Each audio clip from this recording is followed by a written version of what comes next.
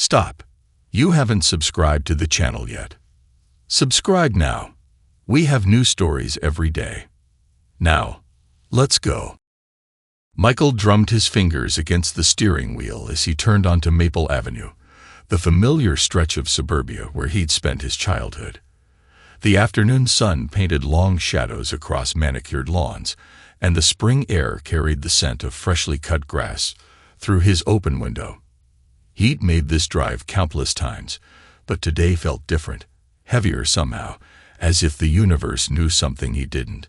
His wedding ring caught the sunlight as he adjusted his grip on the wheel. 7 years of marriage, and lately things had felt off. Little things. His wife working late more often, missing their usual Sunday brunches, keeping her phone face down on the table. He'd brushed it all aside, telling himself he was being paranoid.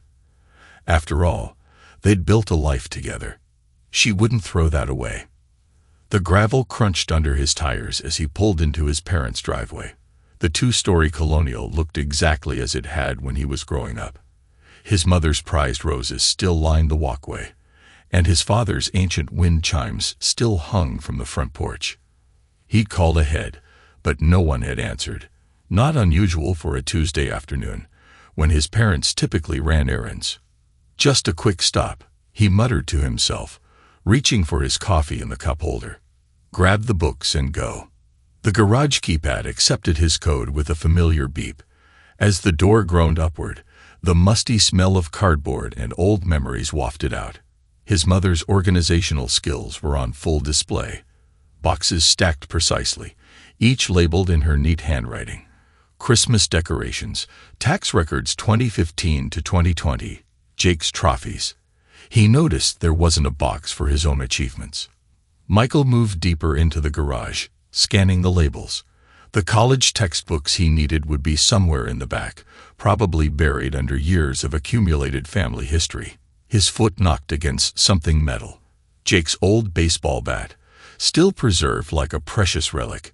His mother had kept everything of Jake's, while Michael's belongings had slowly disappeared over the years, relegated to garage sales or donation bins. A car door slammed somewhere nearby. He paused, a box half lifted in his arms. The sound had come from the back of the house, where visitors rarely parked. Then he heard it. Laughter. His wife's laugh, musical and light, followed by a deeper chuckle he knew as well as his own voice. The box slipped from his suddenly numb fingers, landing with a dull thud on the concrete floor. That couldn't be right. His wife was supposed to be at work, giving a quarterly presentation to her department. And Jake lived across town, had no reason to be here on a Tuesday afternoon. Moving to the small window at the back of the garage, Michael wiped away years of dust with his sleeve. His heart pounded against his ribs as he peered out, praying he was wrong, that his mind was playing tricks on him. The scene that greeted him shattered his world in an instant. There they were, walking hand in hand through his parents' backyard. His college sweetheart, his partner of 9 years, his wife of 7, pressed close against his younger brother Jake. They moved with the easy intimacy of longtime companions, their bodies aligned as if they'd practiced this dance 1,000 times before. Jake leaned down, whispered something in her ear. She threw her head back and laughed, reaching up to brush his cheek with her free hand. The gesture was so casual, so familiar, it made Michael's stomach turn. This wasn't a first-time thing.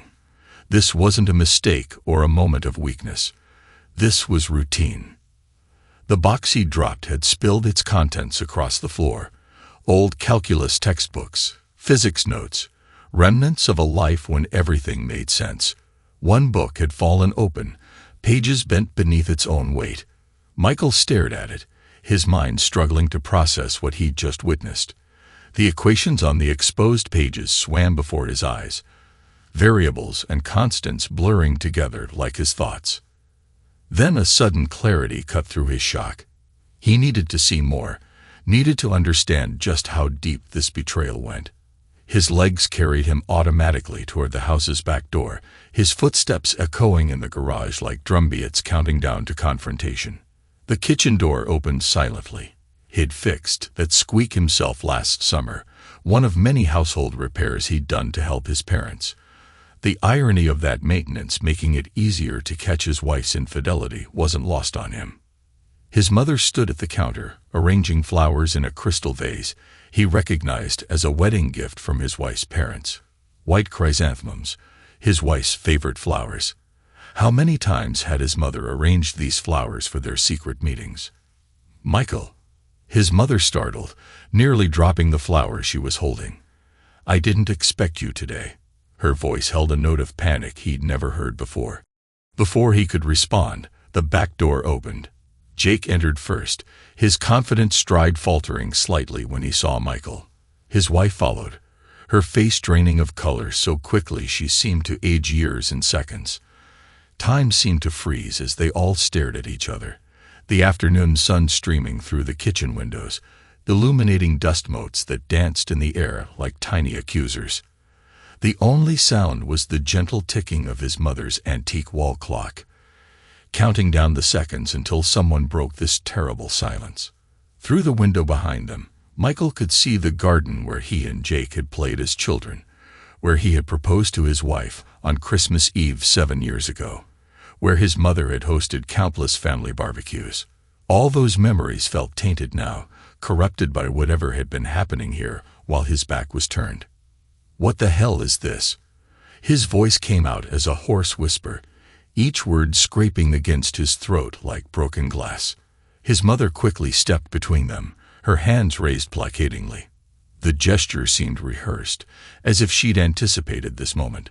"Now, Michael, let's all stay calm." Calm. The word tasted like acid in his mouth. Each breath felt like inhaling broken glass. "You knew about this." His mother's expression shifted from concern to something harder, more familiar, the look she'd given him countless times growing up when he'd disappointed her. "These things happen, dear. Sometimes people just grow apart." Grow apart? Michael stared at his mother in disbelief, his hands clenching and unclenching at his sides. "They were sneaking around in your backyard. In my parents' house." "Don't be dramatic," his mother said, her tone taking on that dismissive edge he'd heard so many times before. She adjusted her pearl necklace, a nervous habit he'd noticed whenever she was about to say something particularly cruel. "Your wife has needs, Michael. If you'd taken better care of yourself instead of letting yourself go." The words hit him like physical blows. He looked down at himself. True, he'd gained some weight since college, maybe 30 pounds. The long hours at his accounting firm meant more takeout and less gym time. But to hear his own mother use that to justify this betrayal. "Mom," Jake stepped forward, placing a hand on their mother's shoulder. The gesture screamed of practiced familiarity, of countless private conversations Michael hadn't been privy to. "Thanks for understanding. We didn't want him to find out this way. But maybe it's for the best." Michael's wife hadn't said a word. She stood slightly behind Jake, her hand clutching the back of his shirt like an anchor. The gesture was so intimate, so familiar, it made Michael's stomach turn. How many times had she held on to Jake like that? How many times had they laughed about him behind his back? "How long?" he demanded, his voice dropping to a dangerous whisper. Jake met his eyes with an almost pitying look, the same expression he'd worn when Michael had lost the state championships in high school. "Does it matter?" "How long?" 3 months, his wife finally spoke, her voice quiet but steady. She stepped forward slightly, though she kept one hand on Jake's shirt. "We didn't plan it, Michael. It just happened." Just happened. Michael's laugh was bitter, brittle. "In my parents' house, with my own brother." "Where else were they supposed to meet?" his mother interjected, as if this were the most reasonable thing in the world. She began rearranging the flowers in the vase, her movements precise and controlled. She needed somewhere safe, somewhere she could sort out her feelings without judgment. The implications of her words slowly sank in, each realization another knife in his gut. "You've been helping them, covering for them." His mother lifted her chin, pearl necklace gleaming in the afternoon light. "I've been supporting 2 people I care about who found happiness together. If you'd been more attentive, more like your brother, more like Jake. Michael cut her off, his voice rising. Your perfect son, who is sleeping with his brother's wife. Watch your tone, his mother snapped, her facade of calm cracking slightly. This kind of aggressive behavior is exactly why. Why what, Mom? Michael snarled. Why you decided to help my brother steal my wife. Why you've always taken his side. Why nothing I do is ever good enough for you. Jake's smug smile was the final straw. Come on, bro. You had to know she was out of your league from the start. Remember how surprised everyone was when she said yes to your proposal. Michael's fists clenched at his sides, knuckles white with restraint. The urge to lunge at his brother, to wipe that self-satisfied look off his face, was almost overwhelming. But something deeper, colder, was taking root inside him. This wasn't just betrayal, it was conspiracy. His own family had conspired against him. You're all dead to me, he said, his voice deadly calm. The words felt like ice in his mouth, but they carried the weight of absolute truth. All of you. Don't be melodramatic, his mother sighed, turning back to her flowers. This isn't helping anyone. Why don't we all sit down and discuss this like adults? I made your favorite coffee cake this morning. Discuss what? Michael's voice cracked like a whip. How you helped my brother seduce my wife. How you gave him a place to meet behind my back. Or should we discuss how you're actually defending them? His wife stepped forward, reaching for his arm. Michael, please. He jerked away from her touch as if it burned, backing up until he hit the counter. Don't you dare touch me. This is exactly why she came to me, Jake said, wrapping an arm around Michael's wife's shoulders. The possessive gesture made bile rise in Michael's throat. You've always had anger issues, bro. She deserves better than walking on eggshells around you. Anger issues. Michael's laugh was hollow. You slept with my wife. And I'm the one with issues. Language, his mother snapped. This is exactly what I'm talking about. Jake would never what? Never betray his family. Never lie. Never sneak around like a coward. That's enough. His mother's voice rose sharply. I won't have you speaking to your brother that way in my house. Michael looked at each of them in turn. His mother's disapproving frown, Jake's smug superiority, his wife's guilty but defiant expression. Everything he thought he knew about his family was crumbling around him, revealing the rot that had always lurked beneath the surface. You know what? Keep her, he said to Jake, each word precise and measured. You deserve each other. And Mom, congratulations, you finally have the perfect family you always wanted. Michael, wait, his wife called after him, but he was already walking away. Let him go, he heard Jake say.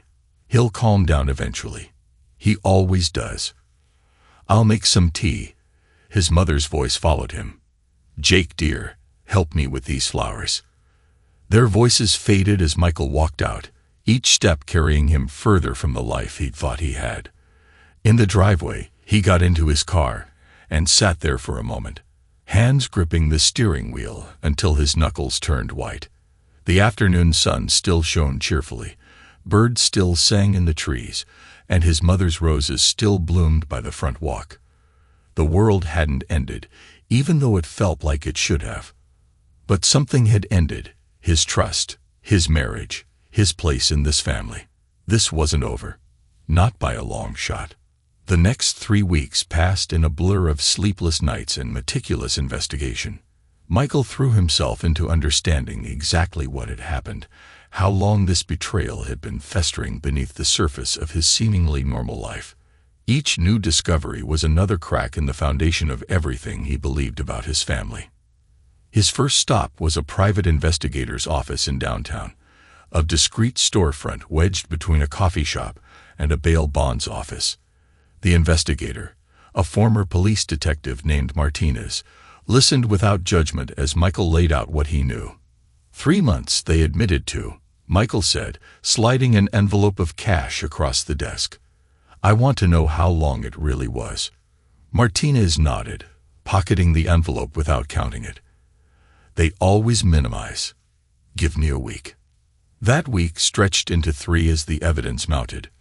Michael created a war room in his apartment's spare bedroom, pinning bank statements and phone records to corkboards, connecting events with red string like a detective in a crime drama. But this wasn't fiction. This was his life. And each new discovery was another knife in his back.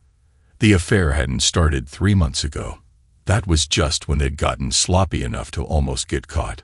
Martinez's investigation uncovered restaurant charges and hotel bookings going back at least 6 months. Security footage showed Jake and Michael's wife meeting for lunch dates, shopping trips, weekend getaways disguised as work conferences. But the real betrayal lay in the text messages Martinez recovered, dozens of conversations between his wife and his mother, planning their meetups, coordinating schedules to avoid detection. His mother hadn't just covered for them. She'd been the architect of it all. "Your Tuesday book club is perfect," one message from his mother read. "Michael never questions it, and Jake can slip out of work early." Another, "Don't worry about the Christmas party. I'll keep Michael busy in the kitchen while you and Jake get some time alone." And the most damning, "He takes after his father, always so oblivious.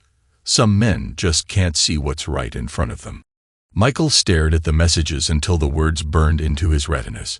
His mother had orchestrated everything, from providing alibis to creating opportunities for their meetings. She'd hosted weekly coffee dates with his wife that were really covers for meetings with Jake. She'd helped them create alibis, warned them when Michael was asking questions, even advised them on how to handle them when the truth finally came out. The betrayal ran deeper than he'd initially imagined. It wasn't just an affair. It was a systematic campaign to deceive him, orchestrated by his own mother. The more he discovered, the more his anger crystallized into something harder, colder, more focused. One evening, as he was going through another stack of bank statements Martinez had obtained, something caught his eye. An old medical bill tucked between pages of account summaries. It was from 34 years ago, around the time of his birth. But it wasn't a hospital bill. It was from New Horizons Adoption Agency. Michael's hands trembled as he held the yellowed paper. The letterhead was faded, but the words were still clear. Final placement fee. Infant male. The date matched his birth month exactly. He sat back in his chair, the room suddenly spinning around him. Memories flooded his mind, taking on new meaning in light of this discovery. His mother's constant comparisons between him and Jake, the way she'd always emphasized how Jake had her eyes, her smile, while Michael just looked like himself. The family photos where he seemed slightly out of place, his features never quite matching his parents' or Jake's. "Jesus Christ," he whispered, running a hand through his hair. The weight of this new revelation pressed down on his chest like a stone. It explained everything. His mother's lifelong favoritism, her quick defense of Jake's betrayal, the casual cruelty she'd always shown toward him. He wasn't her son. He was an outsider, an intruder in the perfect family she'd wanted. With hands that shook slightly, he opened his laptop and navigated to a DNA testing services website. 4 kits, he decided. 1 for himself, 1 for Jake, and 2 for his parents. Getting their samples would be tricky, but he'd figure something out. He had to know the truth. He spent the next hour creating a detailed plan in his notebook. His mother's weekly bridge club would provide an opportunity to collect DNA from their coffee cups. Jake's gym habit meant regular water bottle disposal. It wouldn't be easy, but nothing about this situation had been easy. As he wrote, his phone buzzed with a text from Martinez. "Got something big. Meeting tomorrow, 9 a.m. Michael stared at the message, then at the adoption agency bill, then at the wall of evidence he'd assembled. This wasn't just about his wife's infidelity anymore. This was about his entire identity, about decades of lies and manipulation. Every memory of his childhood now needed to be re-examined through this new lens. He thought about all the times his mother had praised Jake while criticizing him, all the family gatherings where he'd felt slightly out of place but couldn't explain why, All the subtle ways she's shown her preference for her real son, while treating Michael like an obligation, a charity case she'd taken on, and now regretted. "You've always been different," she told him once during a particularly heated argument in his teenage years. At the time, he'd taken it as another criticism. Now he understood it had been a confession.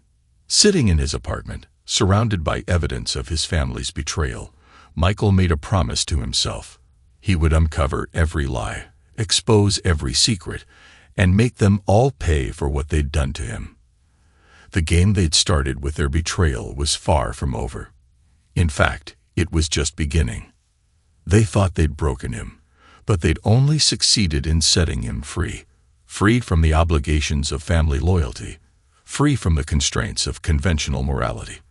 They had created their own worst nightmare, and soon they would understand exactly what that meant.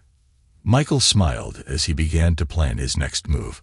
In his mind, he could already see the dominoes falling one by one, each revelation leading to another, until their carefully constructed world of lies came crashing down around them. They had no idea what was coming. Michael sat across from Detective Martinez in the investigator's cramped office, watching as the older man spread photos across his desk. Early morning sunlight filtered through dusty Venetian blinds, casting striped shadows across the evidence of Jake's secret life. "Your brother's been busy," Martine said, tapping one photo showing Jake entering an underground casino. 3 visits last week alone, always during his supposed lunch meetings. "Tell me everything." Michael leaned forward, his voice steady despite the anger simmering beneath the surface.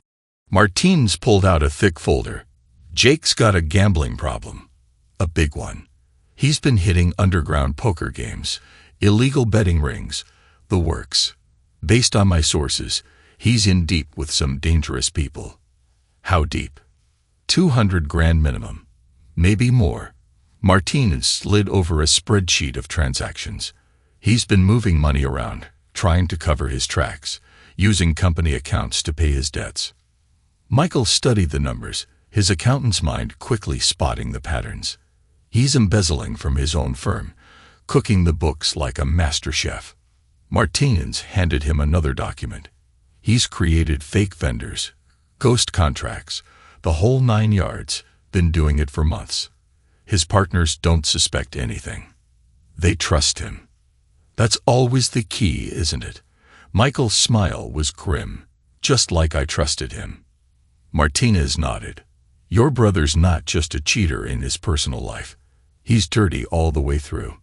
Michael absorbed this information, his mind already calculating angles, seeing possibilities. "Can you get me proof? Something concrete?" "Already did." Martinez patted a USB drive on his desk. "Everything's here. Bank records, witness statements, photos, recordings. Enough to ruin him professionally, and maybe even put him behind bars." "Perfect."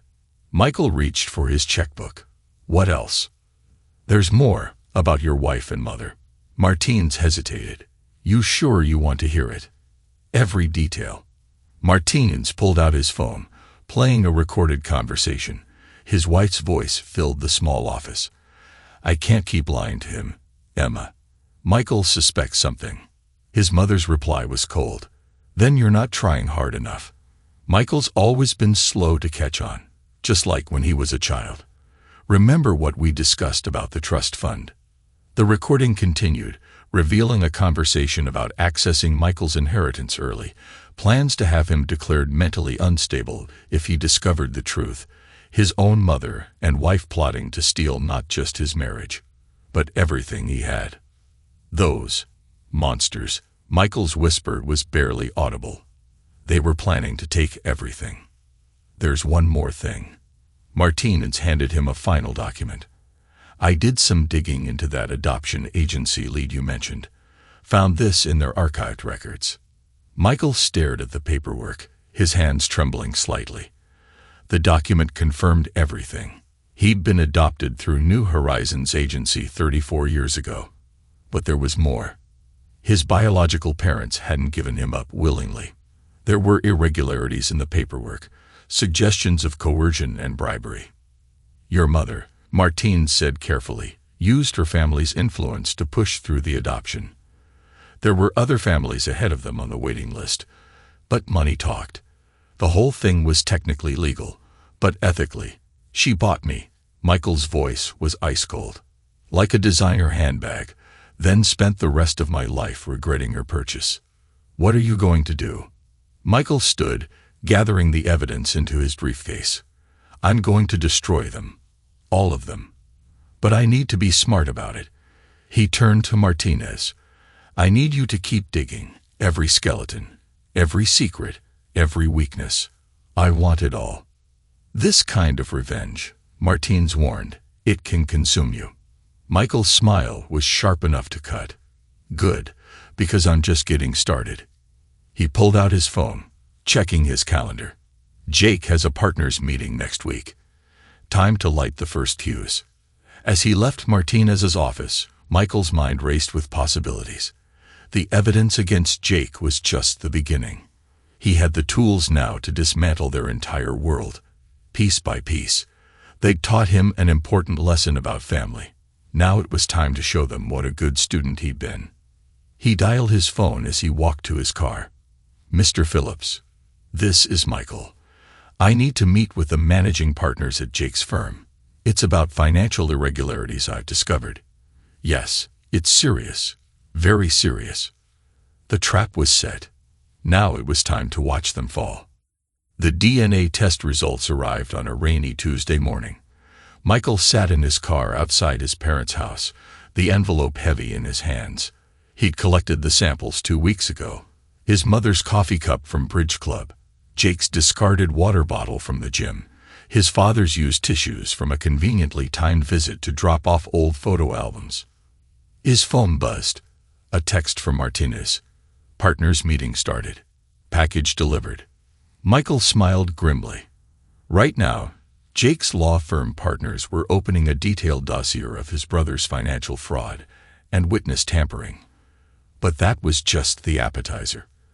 The main course sat in his hands, sealed in a clinical white envelope. The lab's logo stared back at him as he carefully opened it. His hands didn't shake. He was past that now. 3 pages of scientific analysis confirmed what he'd suspected. He shared no DNA with either of his parents. Jake, however, was their biological child. His phone rang. Jake's name flashed on the screen. You son of a... Jake's voice trembled with rage. What did you do? Having a rough morning, brother. Michael kept his tone light. Or should I even call you that? The partners just suspended me. They're talking about an ethics investigation. Was this you? Karma's funny that way. How's that gambling debt working out for you? A sharp intake of breath. How did you? 200 grand is a lot of money, Jake. Especially when you're stealing it from your own firm. Tell me, did you think about that when you were sneaking around with my wife? Listen to me very carefully. Jake's voice dropped to a threatening whisper. You have no idea what you're doing. If you don't stop this right now, You'll what? Michael interrupted smoothly. Tell Mom. Go ahead. I'm heading there now anyway. Time for a family meeting. He hung up as Jake sputtered threats, then dialed another number. Detective Romano. Yes, this is Michael. Remember that evidence of financial fraud I mentioned? I just sent it to your office. You'll find everything you need to start an investigation. The front door opened as he walked up the path. His mother stood there, phone in hand, face flushed with anger. Jake just called. What have you done? Michael brushed past her into the house. We need to talk. If this is about your brother's firm, you've gone too far. Oh, shut up. The word cracked like a whip. He pulled out the DNA results. Let's talk about this instead. His mother's face went pale. What is that? Proof. He slapped the papers down on her precious antique coffee table. Proof that I'm not your son, that I never was. You had no right. No right. Michael's laugh was bitter. That's rich coming from the woman who bought a baby on the black market. His mother sank into her favorite armchair, pearls clutched in one hand. You don't understand.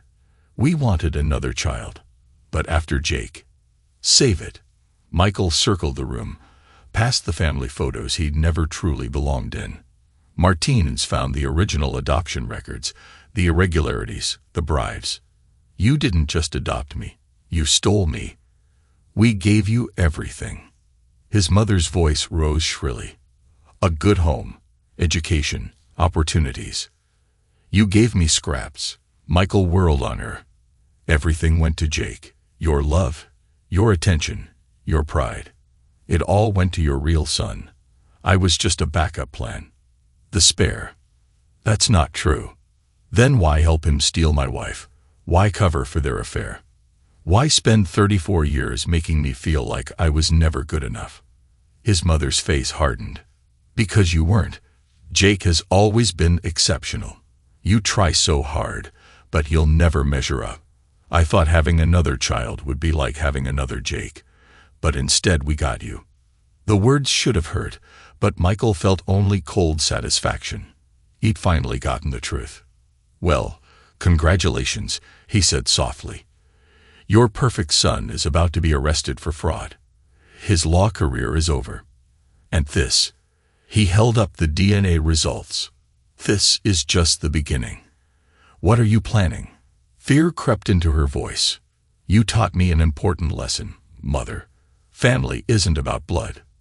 It's about power. Who has it, who doesn't, and what you're willing to do to keep it. He moved toward the door.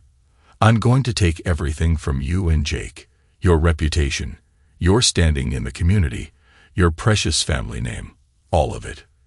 You wouldn't dare, after everything we've done for you. Done for me. Michael's voice was deadly quiet. No, what you've done is create your own worst enemy. And now you get to watch as I tear down everything you've built. His mother stood, trembling. I'll stop you. Whatever it takes, I'll protect Jake. Like you protected him when he took my wife. Michael shrugged. Go ahead. Try to stop me. But remember this moment, when you chose him over me one last time. Because everything that happens next, it's on you. He walked out, leaving her clutching her pearls in her perfect living room. His phone buzzed again. Martinez, with an update about Jake's firm. The police were already on their way. Michael smiled as he got into his car. Phase 1 was complete. His brother's career was in ruins, his mother's world was cracking, and he was just getting started. They'd spent years making him feel like an outsider in his own family. Now they'd learned just how dangerous an outsider could be. Michael watched the evening news from his apartment, a glass of whiskey, untouched, beside him. On screen, Jake was doing the perp walk, suit jacket draped over his handcuffs as police led him from his law firm's building. His phone rang. His wife's name flashed on the screen. What have you done? Her voice shook with anger and fear. They're saying Jake embezzled money, that he tampered with evidence. All true. Michael cut her off. Every word of it. Your boyfriend's going to prison. You can't do this to him. I didn't do anything. Jake did this to himself. I just made sure everyone found out. He took a slow breath. But since you called, there's something else you should know. I'm not just divorcing you. I'm suing you and Jake for emotional distress and alienation of affection. You're what? She sounded genuinely shocked. Michael, be reasonable. Reasonable? He laughed. Like when you were sneaking around with Jake behind my back, or when you were plotting to have me declared mentally unstable. A sharp intake of breath. How did you? I have the recordings. You and my mother planning to steal my inheritance. A very thorough plan. Shame it's all falling apart now. Those conversations were private. Nothing's private anymore. Not for you, not for Jake, not for any of you. He stood, walking to his evidence wall. You know what the funny thing is? If you'd just been honest, filed for divorce like a normal person, none of this would be happening. But you had to do it the cruel way. You had to humiliate me. That's not what way. Save it. I've already sent copies of everything to your family. Your father was particularly interested in the recording where you discussed stealing my inheritance. Guess those Sunday dinners at your parents' house are going to be a bit awkward now." A sob caught in her throat. "Please, Michael, we can work something out.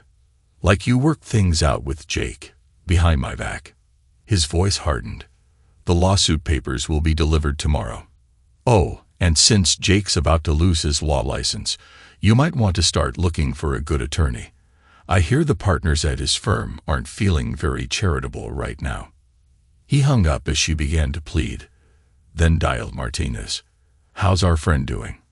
"Jake's looking at serious time," Martinez replied. "The DA's building a strong case. Your brother's partners are cooperating fully. Turns out they don't appreciate being stolen from. And the gambling debts. His creditors are getting nervous. Without his job, without access to the firm's accounts." Martinez let the implications hang. "Good." Michael checked his watch. "What about the other matter?" "Your mother's been busy. Made 3 calls to her lawyer today, 2 to the family doctor. Looks like she's trying to build a case that you're mentally unstable, just like she planned." Michael smiled. "Perfect. Keep monitoring everything. I want to know every move they make."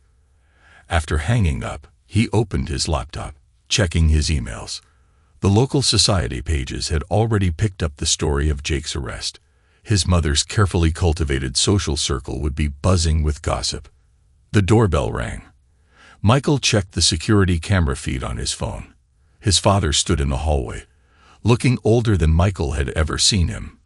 He opened the door but didn't invite him in. "Dad." "Son." His father's voice was rough. "We need to talk." "About what?" "How you and Mom bought me on the black market, or how you stood by while she favored Jake all these years." His father flinched. "I know you're angry." "Angry doesn't begin to cover it." Michael leaned against the doorframe. "Did you know about Jake and my wife?" A long pause. "No, not at first. When I found out, You did nothing. Just like always. Your wife is a manipulative sociopath who's about to learn some hard lessons about karma." Michael straightened up. "Why are you really here, Dad?" His father pulled an envelope from his jacket. "Your mother doesn't know I'm here. These are the original adoption papers, the real ones, not the sanitized version we filed with the court. They show everything. How we got you, who helped cover it up." Michael took the envelope. "Why give me this now?" "Because you deserve the truth, and because—" His father looked away. "Because I should have stood up for you years ago. Should have been a real father to you. It's too late for that." "I know." His father's shoulders slumped. "Just whatever you're planning next, remember that revenge won't fill the hole inside you." Michael studied the man who'd raised him, this weak, passive figure who'd let his wife poison their family for decades. "No, it won't fill the hole. But it will make sure they feel exactly what they put me through. All of them." "Son, I'm not your son." The DNA test proved that pretty definitively. Michael stepped back into his apartment. "Go home, Dad. Tell Mom I got the papers, and tell her to watch her back, because I'm just getting started." He closed the door on his father's pained expression, then opened the envelope. The documents inside were a roadmap of corruption.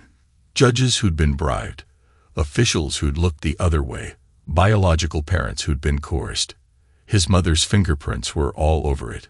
Michael added the papers to his evidence wall, then poured himself another whiskey. On TV, they were replaying Jake's arrest, his brother's face a mask of shock and fear as officers led him away. The evening news anchor's voice filled the room. More developments in the growing scandal at Matthews and Partners law firm. Senior partner Jacob Matthews was arrested today on charges of embezzlement and witness tampering. Sources say the investigation may extend to other members of the firm. Michael raised his glass to the screen. "Cheers, brother. Hope prison food agrees with you." His phone buzzed with a text from Martinez. "Your mother's calling an emergency meeting of her charity board tomorrow. Want me to leak the adoption story to the press?" Michael typed back, "Not yet. Let her squirm a little longer. We're just getting to the good part. He walked to his window, looking out over the city. Somewhere out there, his mother was probably trying to manage damage control.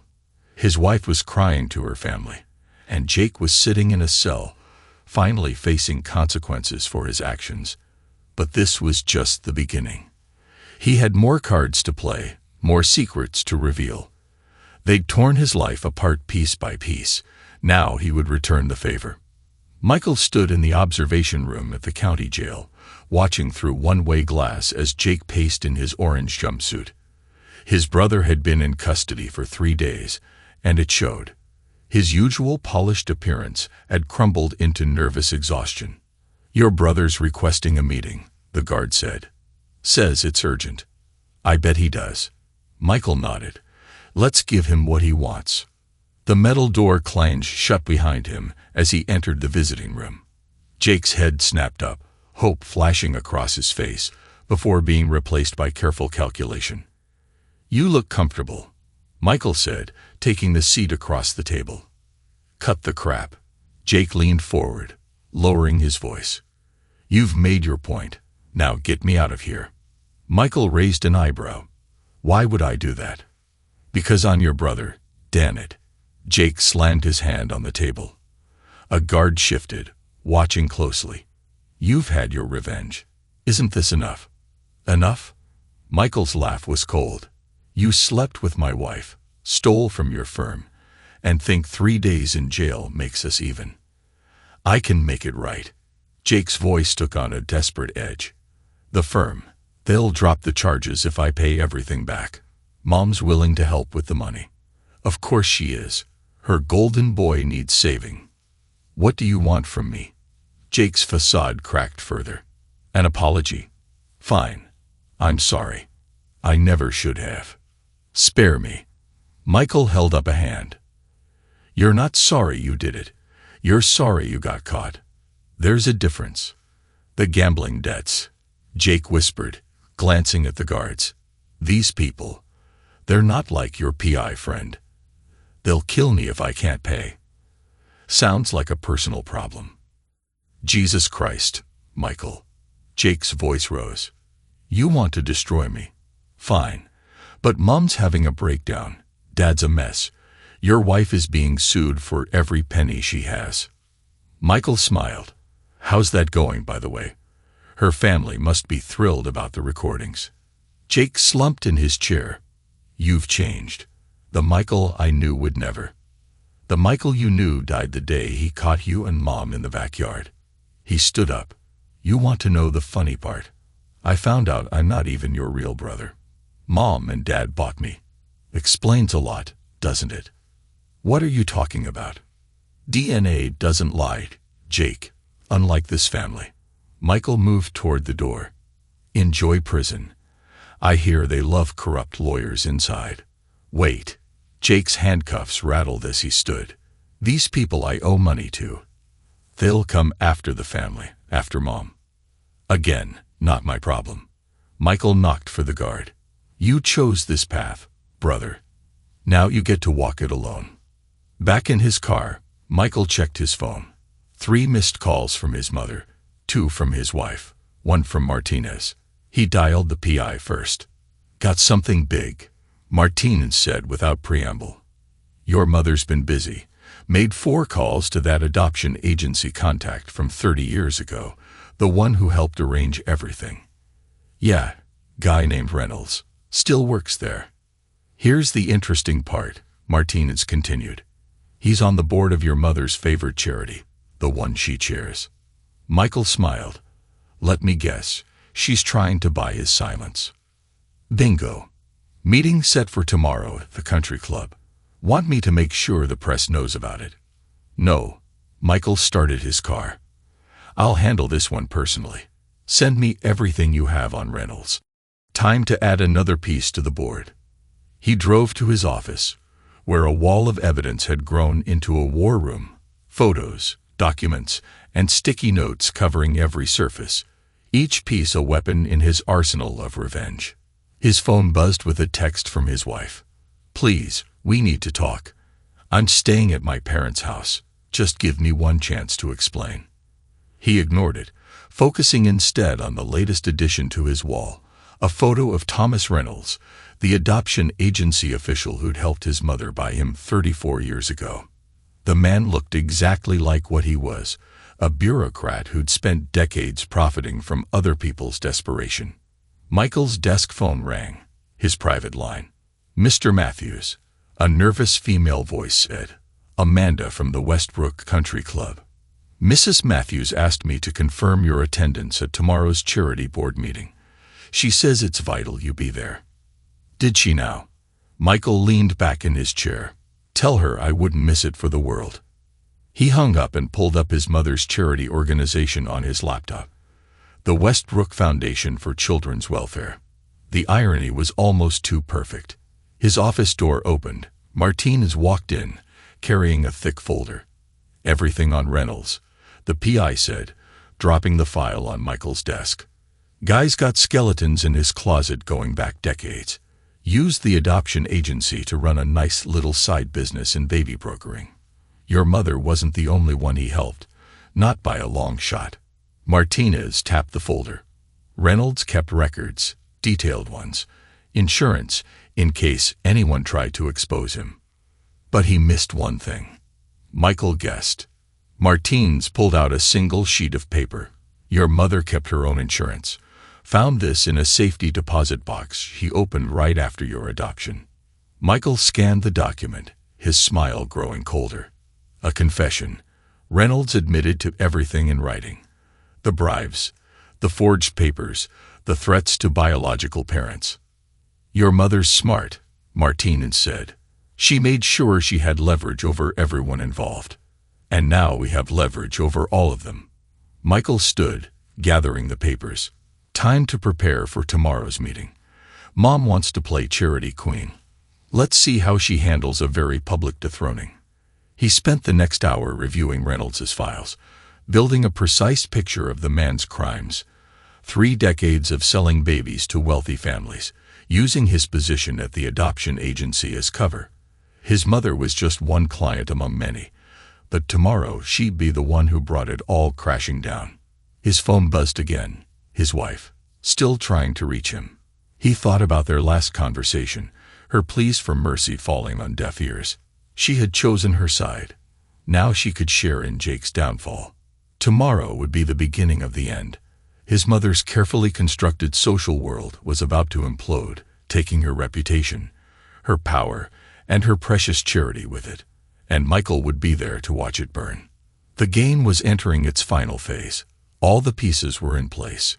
Now it was time to deliver the killing blow. The Westbrook Country Club's boardroom gleamed with old money and privilege. Crystal chandeliers cast warm light over the mahogany table where 12 of the city's most influential people sat, all members of his mother's precious charity board. Michael noted the empty seat beside Thomas Reynolds, the adoption agency official who'd helped his mother buy him 34 years ago. His mother stood at the head of the table, pearls perfectly arranged, her social mask firmly in place despite the strain around her eyes. She faltered slightly when she saw Michael enter. "Michael," she recovered quickly, voiced honey-sweet, "I'm so glad you could join us." "Everyone, this is my son, My son," Michael interrupted, setting his briefcase on the table. "Your son? That's not what the DNA test says." A murmur ran through the board members. His mother's smile tightened. "This isn't the time or place." "Actually, it's exactly the right time and place." Michael turned to the board. "Did you know your chairwoman bought a baby on the black market? That she used this very charity to launder money for illegal adoptions?" Reynolds half rose from his chair. "Now see here." "Sit down, Tom." Michael's voice could have frozen fire. "Unless you want everyone to see the confession you signed 34 years ago, the one detailing how you threatened my biological parents." Reynolds collapsed back into his chair, face ashen. Michael pulled out a stack of documents. "In fact, why don't we review some interesting financial records? It seems the Westbrook Foundation has been a very busy organization." "This is outrageous," a board member protested. "Emma, What is he talking about? His mother's composure cracked. Michael, please. Please what? Keep quiet about how you've used this charity to hide decades of crimes. About how you and Reynolds here have been selling babies to the highest bidder. He began distributing copies of documents around the table. Bank records, witness statements, Reynolds' written confession. Everything you need to understand exactly what kind of person has been running your charity. These documents are confidential. Reynolds sputtered. We're confidential, Michael corrected. Just like the records of all the other families you helped. Shall we talk about the Anderson case? Or the Williams adoption? How many lives have you ruined, Hom? The boardroom erupted in chaos. Members grabbed for the documents, exclaiming in shock as they read. His mother stood frozen, watching her carefully constructed world crumble. You can't do this, she whispered. I already have. Michael turned to the board.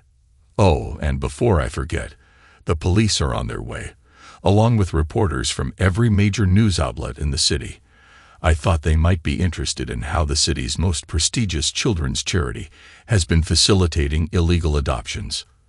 As if on cue, camera flashes began lighting up the country club's windows. Sirens wailed in the distance. You're destroying everything. His mother's voice shook with rage. The foundation does good work. Like you did good work when you bought me. When you spent my entire life punishing me for not being Jake.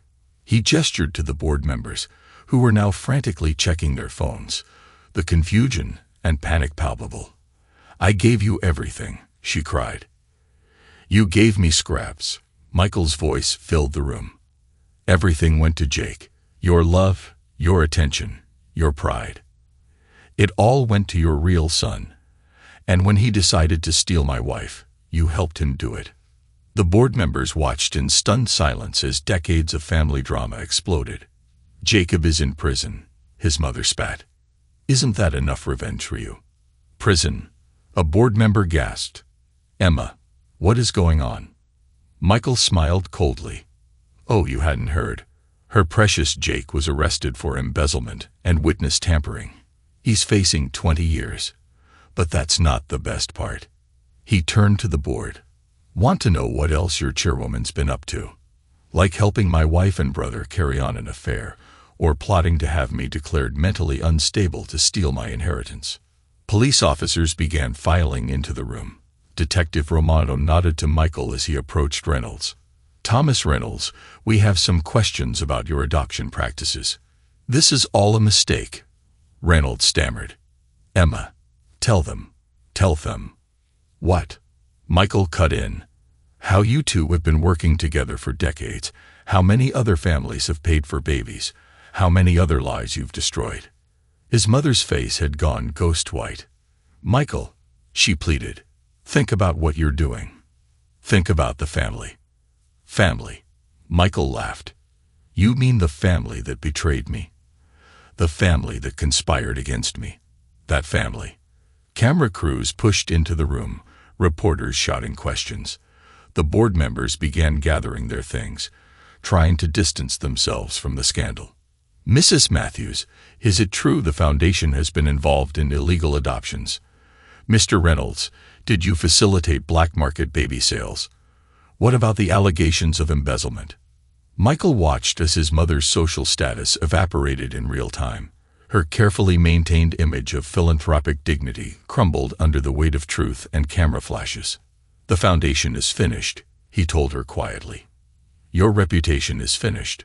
Everything you built, every connection you cultivated, every lie you told, it's all coming down. Why? She whispered. Why go this far? Because you taught me an important lesson about family. Michael gathered his briefcase. You taught me that blood doesn't matter, power does. And now, he gestured to the chaos around them. Now you have none. He turned to leave, pausing at the door. Oh, and Mom. Jake sends his regards from prison. Seems he's having trouble adjusting to life without his mommy to protect him. The last thing he saw as he walked out was his mother collapsing into a chair, her perfect world shattered beyond repair. Outside, reporters swarmed him, microphones thrust in his face. Mr. Matthews, can you comment on the allegations? What evidence do you have of illegal adoptions? Is it true your brother is in prison? Michael faced the cameras, ready to deliver the final blow. It was time to tell the world exactly what kind of person Emma Matthews really was.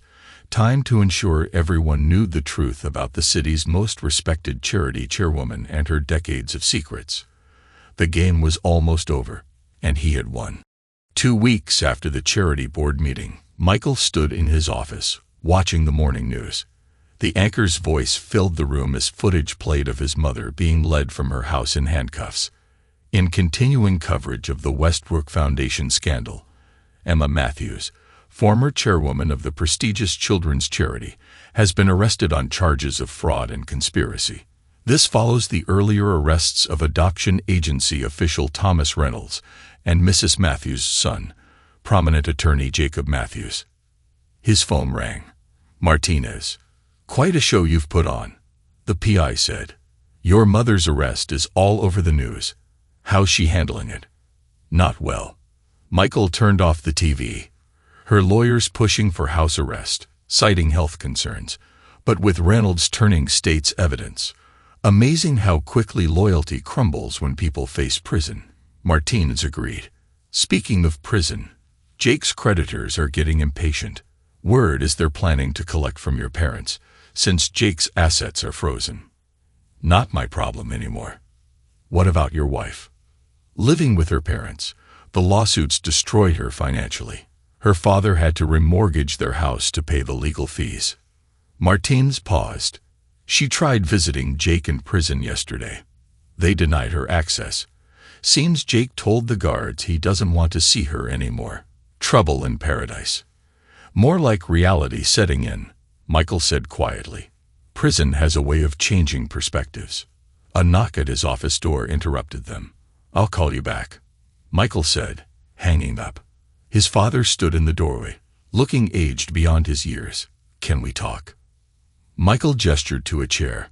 His father sat heavily, pulling out a folded newspaper. The headlines screamed, "Charity chair arrested, decades of fraud exposed."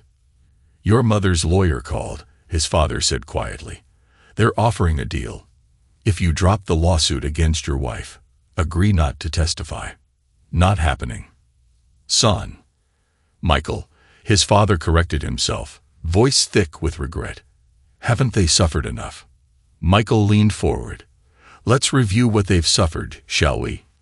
Jake's in prison for crimes he actually committed.